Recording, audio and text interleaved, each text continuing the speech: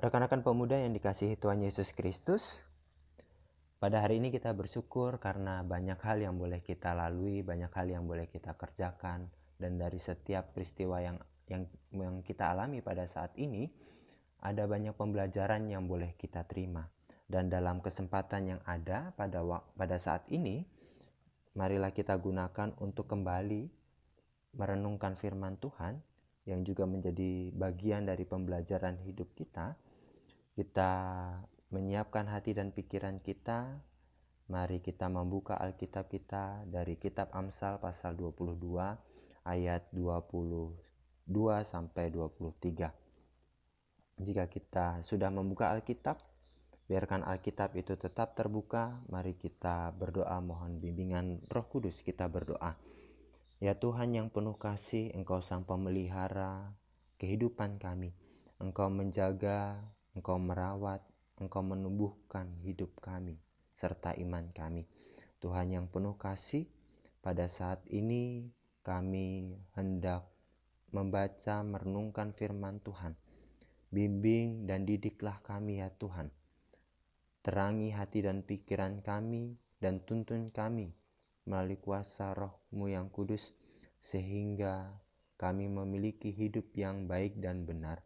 Kami dapat menjadi pelaku firman-Mu yang benar, dan pimpinlah kami ya Tuhan, untuk dapat melakukan kebaikan, keadilan, dan kebenaran yang Tuhan mau wujudkan melalui diri kami.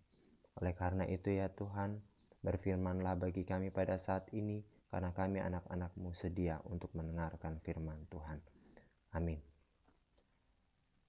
Amsal pasal 22 ayat 22 sampai 23 yang menyatakan, janganlah merampasi orang lemah karena ia lemah, dan janganlah menginjak-injak orang yang berkesusahan di pintu gerbang. Sebab Tuhan membela perkara mereka dan mengambil nyawa orang yang merampasi mereka. Demikianlah pembacaan Alkitab. Rekan-rekan pemuda yang dikasihi Tuhan Yesus Kristus, dalam sebuah buku yang pernah saya baca, saya menemukan ada satu pernyataan yang menarik dari seorang filsuf yang bernama Socrates. Ia mengatakan begini, lebih baik menanggung ketidakadilan daripada melakukan ketidakadilan. Menanggung ketidakadilan bukan berarti menyerah dengan situasi ketidakadilan itu, tetapi inilah salah satu cara berpihak, menentang dan melawan segala bentuk ketidakadilan.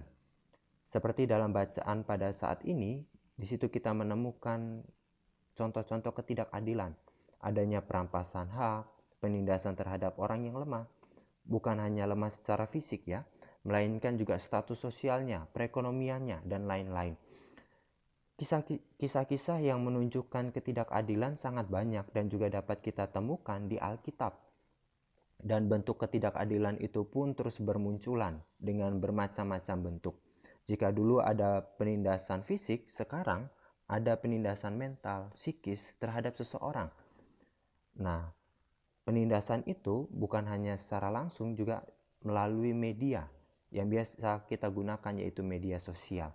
Nah, kita dapat menemukan contoh-contoh seperti adanya hoax, kemudian ada tulisan-tulisan atau komentar-komentar yang menggunakan kata-kata kasar atau makian, yang mengancam, yang merendahkan, meremehkan, mengolok-olok orang lain melalui media sosial. Nah, kenapa hal ini bisa terjadi? Bisa jadi yang pertama, karena seseorang membutuhkan pengakuan dari orang lain terhadap dirinya. Menganggap dirinya yang paling hebat, sehingga dia butuh pengakuan dari orang lain. Dan merasa bahwa apa yang dilakukan itu benar. Nah, ini juga berdampak pada hal yang kedua, yaitu adanya keinginan untuk mendapatkan pembenaran dari apa yang diyakininya. Nah, hal ini tentunya berdampak pada keinginan seseorang untuk selalu ingin berada di atas orang lain. Derajatnya seakan-akan di atas orang lain. Tidak ada yang boleh melebihi dirinya dalam segala hal. Nah, rekan-rekan pemuda, sebagai pemuda kita tentunya dapat dikatakan rawan dalam situasi ini. Rawan untuk melakukan ketidakadilan terhadap sesama kita, baik dalam lingkungan sekolah atau kampus, gereja, kemudian tempat kerja, di jalan atau tempat umum yang lainnya, bahkan dalam lingkungan keluarga kita sendiri. Sikap ini membuat kita menjadi sosok yang tidak peduli terhadap sesama, bahkan dalam suatu situasi apapun itu. Seperti dalam situasi pandemi ini, yang seharusnya kita dapat saling menjaga, mendukung, menopang, memberikan semangat satu sama lain, menolong. Karena kita sadar bahwa masa-masa ini kita semua juga mengalami masa-masa yang sulit. Tetapi masih ada orang yang justru semakin tidak peduli terhadap sesama, seperti saling menjatuhkan atau saling menyingkirkan demi kepentingannya, kemudian saling menyalahkan satu sama lain. Bahkan ini berdampak pada relasi yang tidak saling menghargai dan menghormati. Nah, melalui bacaan kita pada saat ini, kita mau diajarkan, mau dididik. Seperti pada ayat yang ke-17, dikatakan, "Pasanglah telingamu dan dengarkanlah amsal-amsal orang bijak, berilah perhatian kepada pengetahuanku." Nah, pengetahuanku yang dimaksud adalah pengetahuan orang-orang bijak yang takut akan Tuhan. Berarti mereka menempatkan kebenaran Tuhan di dalam kehidupan mereka. Nah, ketika kita membacanya, ketika kita menerimanya, harapannya adalah kita dapat memahami dan menerapkan ajaran yang baik dan benar itu, sehingga kita memiliki kebenaran yang berasal dari Allah, yang membuat kita sebagai pemuda harus makin peduli terhadap sesama dan lingkungan dimanapun kita berada. Dan dalam lingkungan itu, kita pun menjadi semakin sadar bahwa sebenarnya Tuhan menciptakan setiap pribadi kita memiliki peranannya dalam porsinya masing-masing. Kita memiliki peranan di dalam bagian kita masing-masing, sehingga kita hanya perlu menjalani apa yang menjadi bagian kita dengan segala usaha dan kerja keras jerih payah kita, tanpa harus mengambil bagian orang lain dengan menghalalkan segala cara hanya untuk keuntungan pribadi atau kelompok. Nah, rekan-rekan pemuda, marilah kita berlaku adil terhadap sesama sesuai dengan porsi yang Tuhan berikan bagi kita dimanapun kita berada dan kepada siapapun orangnya, tanpa pandang bulu. Karena jika kita tidak mau adil, maka Tuhanlah yang akan menyatakan keadilan itu bagi kita dan membela mereka yang menjadi korban ketidakadilan. Maka disitulah kita akan melihat bahwa Tuhan sedang memberikan suatu pengajaran bagi kita untuk dapat menyatakan keadilan dan kepedulian terhadap sesama, khususnya mereka yang membutuhkan. Apalagi dalam situasi saat ini, banyak orang yang mengalami kesusahan, banyak orang yang juga mulai putus asa. Jadi sebagai pemuda, kita dipanggil untuk hadir dalam mengambil bagian dan porsi kita untuk menolong sesama kita dengan segala kemampuan, talenta yang kita miliki, termasuk kreativitas dan inovasi. Dan disitulah lewat apa yang kita miliki itu dapat meningkatkan daya hidup di lingkungan di mana kita berada, secara khusus kepada sesama kita yang lain. Maka marilah kita menjadi berkat dengan mengawal kebenaran dan keadilan Allah bagi sesama dan dalam lingkungan dimanapun kita berada. Dan lakukanlah itu dengan sungguh-sungguh serta tulus, karena disitulah Tuhan menguji kita, melihat kesungguhan kita menjadi pelaku firman yang benar. Amin. Mari kita bersatu dalam doa. Ya Tuhan yang penuh kasih, kami kembali bersyukur atas firman Tuhan yang dinyatakan bagi kami pada saat ini, di kesempatan yang kami miliki saat ini. Tuhan, Engkau mengajarkan kami untuk dapat terus hidup adil terhadap sesama kami di dalam lingkungan dimanapun kami berada.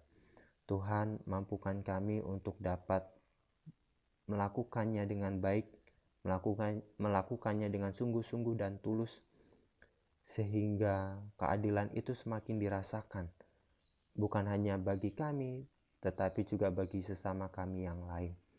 Sehingga ada sukacita di dalam kehidupan kami untuk terus membangun relasi kami yang baik, membangun kualitas hidup kami bersama untuk menjadi semakin lebih baik juga. Tuhan yang penuh kasih, Tuhan memakai kami dimanapun kami berada. Tuhan yang mengutus kami, mampukan kami untuk melakukan yang terbaik di dalam kehidupan kami. Baik kami sebagai seorang pelajar, baik kami sebagai seorang pekerja. Tuhan memberikan talenta bagi kami, Tuhan memberikan kemampuan bagi kami. Mampukan kami dan lengkapi kami ya Tuhan dengan segala karunia yang Tuhan berikan bagi kami, sehingga semuanya boleh kami pakai untuk menjadi berkat dimanapun kami berada. Ya Tuhan, terima kasih. Tuhan selalu menjaga dan merawat kami. Tuhan, mohon pimpin dan sertai kami. Tolong kami ya Tuhan di masa-masa saat ini.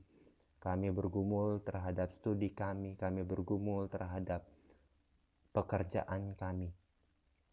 Bahkan dengan segala situasi dimanapun kami berada, termasuk keluarga kami, kehidupan keluarga kami.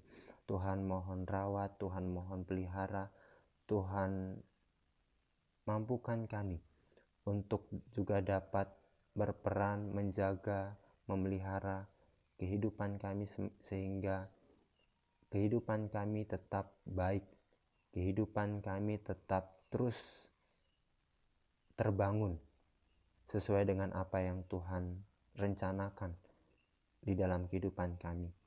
Dan biarkanlah banyak hal yang menjadi pembelajaran di dalam kehidupan kami terus membentuk kami, membentuk pribadi-pribadi kami menjadi pelaku firman yang benar. Ya Tuhan yang penuh kasih, terima kasih untuk kesempatan pada saat ini. Kami serahkan kehidupan kami serahkan seluruh pendidikan kami, pekerjaan kami, segala harapan, kehidupan keluarga, pergumulan kami ke dalam pimpinan tangan kasih Tuhan. Karena kami percaya Tuhan tidak pernah meninggalkan kami. Kami punya pengharapan di dalam Tuhan. Dan disitulah kami juga boleh merasakan sukacita. Dan kami boleh selalu bersyukur atas segala kebaikan dan kemurahan hati Tuhan bagi kami pada saat ini. Ya Tuhan, inilah kami anak-anak-Mu. Kami bersyukur untuk kehidupan kami dan kami serahkan kehidupan kami ke depannya ke dalam pimpinan dan penyertaan Tuhan. Inilah doa kami di dalam nama Tuhan Yesus Kristus kami berdoa. Amin. Terima kasih rekan-rekan pemuda. Tetap semangat menjalani kehidupan. Tuhan Yesus memberkati kita.